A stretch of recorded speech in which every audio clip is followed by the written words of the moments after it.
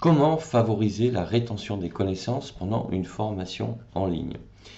Alors, avant de commencer, sache que tu peux télécharger gratuitement mon livre Devenir formateur en ligne. Tu as le lien dans la description de la vidéo. Et dans ce livre, justement, je t'explique comment mettre en place une activité en ligne à travers ce métier en apprenant les différentes méthodes pédagogiques, utiliser les outils pour pouvoir mettre tes formations en ligne après les avoir conçues et comment mettre en place les méthodes de marketing, de web marketing pour acquérir de la visibilité, de l'audience, des abonnés, des fans et ensuite pouvoir vendre tes formations. Alors, comment améliorer la rétention des connaissances? Quand on est formateur, moi ce qu'il faut savoir, c'est que j'ai été formateur donc pendant une quinzaine d'années, formateur présentiel j'entends, et depuis une dizaine d'années, formateur en ligne.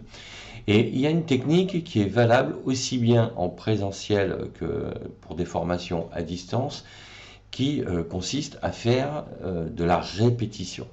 De la répétition sur des mots-clés. Donc quand tu vas commencer à faire tes premières formations, alors qu'elles soient théoriques ou pratiques, peu importe, tu vas utiliser cette technique simple mais qui est redoutable et qui est très efficace.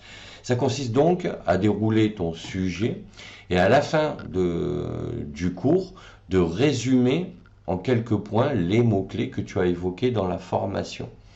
Et pendant toute ta formation, tu vas de temps en temps rappeler et faire des mini-résumés, par exemple, après un premier chapitre. Si ton cours théorique dure par exemple 30 minutes, alors je te renvoie à la vidéo que j'ai faite sur quelle durée pour une formation en ligne. Je ne vais pas ici le développer, mais je t'invite à aller voir cette vidéo ou lire mon article sur mon blog Cap sur vous où j'ai écrit également un article sur ce sujet. Ce qu'il faut comprendre, c'est que plus tu vas répéter les mots-clés évoqués dans un chapitre en résumant à la fin du chapitre, et plus tu vas favoriser la rétention des informations et des connaissances. Donc si ta formation fait 30 minutes, que tu as par exemple 3 chapitres, chacun de 10 minutes, à la fin de chaque chapitre, tu dis donc pour résumer, voici ce dont nous avons parlé, point numéro 1, point numéro 2, point numéro 3. D'accord? Et tu vas procéder de la même manière pour le chapitre 2, le chapitre 3. Et à la fin de la formation, tu vas résumer, s'il y avait 3 points par exemple clés par cours, donc par chapitre, pardon, donc tu auras 9 points à résumer. Et à partir de là, eh bien, tu vas pouvoir résumer à chaque fois les points clés de chaque chapitre. Parce que ce que va retenir ton apprenant ou tes apprenants, c'est donc les idées générales. Et l'avantage avec les formations en ligne, c'est qu'il va pouvoir faire pause, revenir sur le début, il va pouvoir revisualiser son cours autant de fois qu'il le souhaite. Et l'avantage aussi, c'est qu'il pourra le faire à n'importe quel moment de la journée, à partir du moment où il a une connexion Internet. Donc en fonction de ses disponibilités, il pourra revisualiser le cours et de cette manière réviser le contenu au fur et à mesure. Donc ça, c'est une technique très simple qui fonctionne très bien quand tu fais un cours. Et tu peux également utiliser cette technique quand tu démarres un deuxième cours.